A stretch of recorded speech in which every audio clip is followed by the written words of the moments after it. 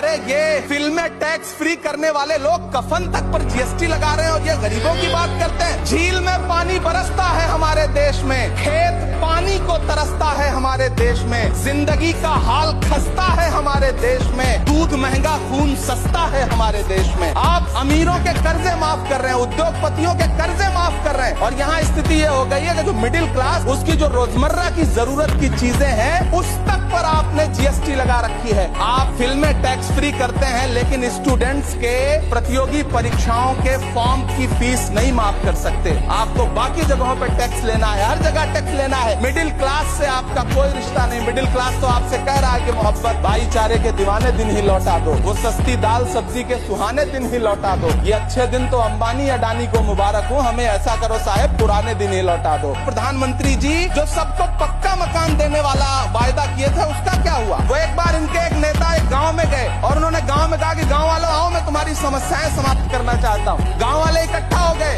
नेताजी ने गांव वालों से कहा बताओ तुम्हारी 2 समस्याएं बताओ, मैं दोनों समस्याओं का यहीं पे समाधान करूंगा। तो गांव वालों ने कहा साहब हमारी पहली समस्या है कि हमारे यहाँ कोई हॉस्पिटल नहीं है। तो नेताजी ने मोबाइल निकाला, कहीं फोन मिलाया और मिला के फोन पे पता नहीं क्या कुछ कहा कि यहाँ गांव में हॉस्पिटल नहीं है, हॉस्पिटल तुरंत यहाँ हॉस्पिटल चाहिए। गांव वाले खुश हो गए कि 1 मिनट में यहाँ हॉस्पिटल आ रहा है। अगली समस्या के बारे में उन्होंने नेताजी ने गांव वालों से कहा कि मैंने आपकी पहली समस्या समाप्त कर दी, दूसरी समस्या बताओ। तो गांव वालों ने कहा साहब इस गांव में कोई भी मोबाइल का नेटवर्क ही नहीं है। ये है इनके